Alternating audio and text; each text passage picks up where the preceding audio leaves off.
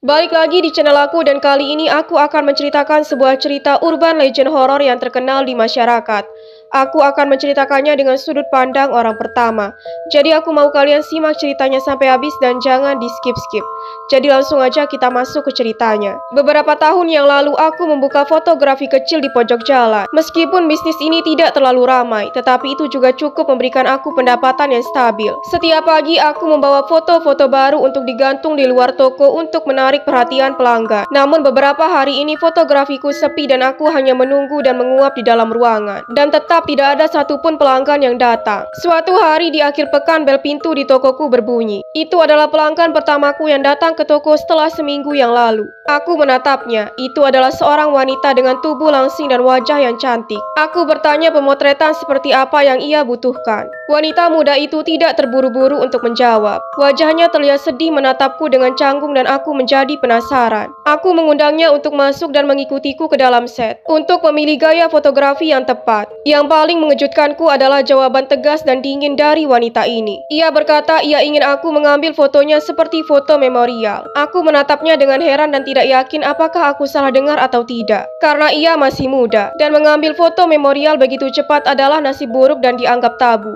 Dan tidak ada yang berani melakukannya. Aku ragu-ragu pada awalnya dan berharap ia berubah pikiran. Tetapi gadis ini sangat bertekad. Ia benar-benar ingin aku mengambil foto memorial. Untuk menyenangkan pelanggan itu, aku dengan enggan membawanya masuk. Saat aku berjalan, sebuah ide aneh terlintas di pikiranku. Berdasarkan saran dari wanita ini, aku bisa membuka layanan fotografi memorial. Kedengarannya agak aneh, tetapi juga cocok untuk anak-anak muda. Tetapi pikiran eksentrik itu dengan cepat terlupakan. Aku dengan wanita ini pergi ke ruang pemotretan untuk orang tua. Hanya ada satu kursi kecil di tengah ruangan, dan di sekelilingnya ada banyak kamera besar. Aku mengundang wanita itu untuk masuk dan duduk di kursi, dan bersiap untuk mengambil gambarnya. Aku sengaja menghindari background tabu, dengan menyuruhnya untuk duduk di depan background putih, seperti mau mengambil foto kartu. Tetapi ia menolak dan mengatakan bahwa ia ingin difoto dalam bentuk asli, sesuai dengan foto memorial standar. Mengetahui bahwa aku tidak bisa membujuk pelanggan wanita yang aneh itu, aku segera mengikuti sarannya. Aku membawa kursi kecil ke depan latar belakang biru di belakang ruangan, dan menyiapkan kameraku untuk mulai memotret. Aku mencoba untuk fokus dan mataku tertuju pada lensa kecil. Wajah gadis itu menunjukkan ketegangan dan ekspresi sedih.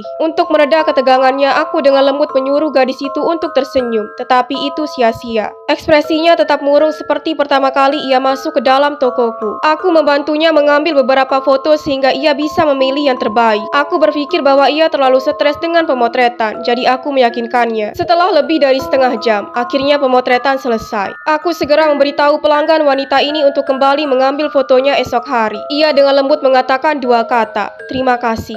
Kemudian melemparkan senyum lembut. Itu adalah satu-satunya senyuman di wajahnya yang cantik sejak pagi ini. Aku dengan hati-hati mengantarnya keluar. Dan saat aku berjalan di dekatnya, aku bisa merasakan hawa dingin dari tubuhnya. Ia tidak mengucapkan selamat tinggal kepada aku, tetapi pandangannya lurus ke depan dan dengan lembut berjalan keluar. Keheningannya membuatku kebingungan. Malam itu aku ingat janji untuk pengambilan foto dari satu-satunya pelanggan wanita pagi ini. Jadi aku mengerjakan fotonya sampai tengah malam. Tapi anehnya gambar-gambar yang diambil dari gadis itu pagi ini semuanya rusak. Aku mengambil foto itu dengan tanganku kemudian menyinarinya di bawah lampu dan melihat dengan seksama tetapi tidak menemukan petunjuk apapun. Entah apa yang merusak semua foto ini. Foto yang diambil semuanya buram dan tidak jelas. Padahal tadi pagi aku mengambil foto itu dengan sangat hati-hati. Aku mengira kemungkinan besar masalahnya berasal dari rel yang aku gunakan. Tetapi tidak peduli seberapa banyak aku mencari, aku tidak menemukan kerusakan pada rel. Ini benar-benar normal dan tanpa masalah apapun, dan itu semakin membuatku kebingungan. Tidak ada yang bisa aku lakukan untuk memperbaiki foto-foto ini. Satu-satunya hal yang bisa aku lakukan adalah mengambil foto lagi, tetapi itu sama sekali tidak mungkin. Aku menggaruk kepalaku dan berpikir dengan canggung, bagaimana aku harus menjelaskannya kepada wanita itu. Keesokan harinya ia datang tepat waktu dan masih menggunakan gaun merah kemarin. Tetapi kali ini wajahnya tampak layu dan lebih tajam. Ketika gadis itu baru saja datang di depan mataku, aku melihat beberapa luka memar yang gelap di wajahnya yang cantik. Itu semakin membuatku membuatku penasaran dengan kehidupan nyata gadis misterius ini. Dia dengan cepat bertanya kepadaku tentang foto itu. Sepertinya wanita ini tidak sabar untuk menerima fotonya. Aku merasa bersalah dan sangat canggung. Aku tidak tahu bagaimana menjelaskan masalah ini kepadanya. Aku berpikir keras dan tidak dapat mengatakan sepatah kata pun lagi. Lalu gadis itu menatapku dengan mata penuh harap, sedangkan aku hanya terdiam. Aku berjalan perlahan mengambil fotonya, dan pandanganku tidak bisa lepas darinya. Kemudian aku mengambil foto itu dan menaruhnya di atas meja. Mulutku tergagap. Aku mulai menjelaskan bahwa ada masalah dalam proses pengeditan fotonya. Jadi aku bertanya kepadanya apakah ia mau mengambil foto lagi atau tidak. Wanita itu tidak buru-buru menjawab pertanyaanku. Dengan tenang ia menatap foto itu dengan ekspresi sedihnya. Hal yang paling menakjubkan adalah ia tidak menyalahkanku atas kesalahan itu.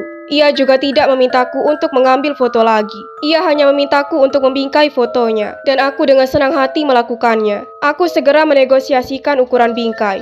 Setelah memastikan semuanya baik, gadis ini memintaku untuk mengantarkan foto itu ke rumahnya. Ia ingin aku mengikutinya dari belakang dan begitu sampai di rumah ia akan memberikanku bayaran. Permintaannya kepadaku tidak terlalu sulit, jadi aku langsung menerimanya. Aku mengikutinya pulang. Ia dengan lembut berjalan di depan, dan aku membawa bingkai foto dengan tenang di belakang. Dia membawaku melalui jarak yang cukup jauh, bahkan menyeberangi jalan raya yang membuatku sedikit terkejut dan bingung. Setelah beberapa saat kami berdua keluar dari jalan utama dan pergi ke tepian hutan. Saat itu aku merasa agak aneh. Aku berpikir bahwa gadis ini mempunyai niat buruk. Jadi aku meninggikan suaraku di hadapannya dan bertanya dengan penuh kecurigaan. Sedangkan ia tampak sangat tenang. Dia meyakinkanku dengan mengatakan bahwa rumahnya hanya beberapa meter lagi. Aku setuju untuk mengikutinya dengan jarak yang lebih pendek. Dan tibalah kami di tanah kosong. Ia menunjuk ke gundukan tanah besar di sisi jalan dan menyuruhku untuk meletakkan bingkai foto di atasnya. Aku terkejut dan berpikir bahwa ia bercanda denganku. Jadi aku bertanya sekali lagi apakah ada rumah di tempat sepi ini. Tetapi jawaban yang aku dapatkan darinya selalu penyangkalan. Gadis ini bersikeras bahwa rumahnya berada di gundukan itu dan menyuruhku untuk meletakkan fotonya di sana. Aku habis kesabaran setelah berjalan seharian dan tidak punya waktu untuk menjaga toko. Jadi aku sangat marah dan bergegas untuk meraih bahunya. Baru saat itulah aku merasakan keanehan di tubuh wanita ini. Setelah aku menyentuhnya, dagingnya menempel di telapak tanganku dan hancur. Aku terkejut dan segera menarik tanganku untuk melihat apa yang terjadi. Aku melihat bahwa daging di bahunya menempel di tanganku. Aku menggigil perlahan mengangkat mataku untuk melihat gadis aneh di depanku. Tepat di mana tanganku mencengkeramnya, muncul sebuah lubang besar. Aku dengan perlahan berjalan mundur dan bertanya siapa ia sebenarnya. Ketika ia melihat kepanikanku, ia menangis dan mengeluh bahwa seluruh tubuhnya gatal dan terasa tidak nyaman. Tidak peduli di mana ia menggaruk. Aku bisa mendengar suara daging jatuh di sana. Sekarang seluruh tubuhnya putih, matanya tidak bernyawa. Seluruh tubuhnya mengeluarkan bau busuk seperti mayat.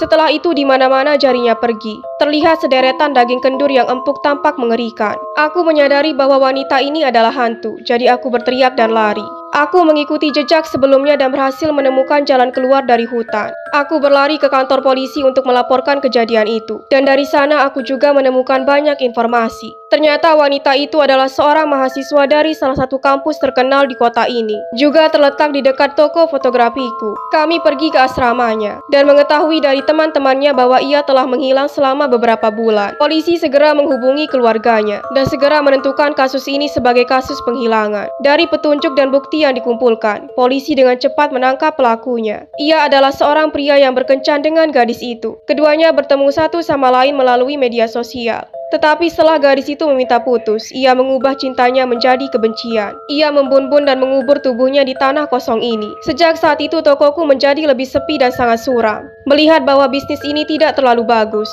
mau tak mau aku harus menutup toko dan mencari pekerjaan lain. Sampai sini dulu cerita kali ini, dan sampai ketemu di video selanjutnya.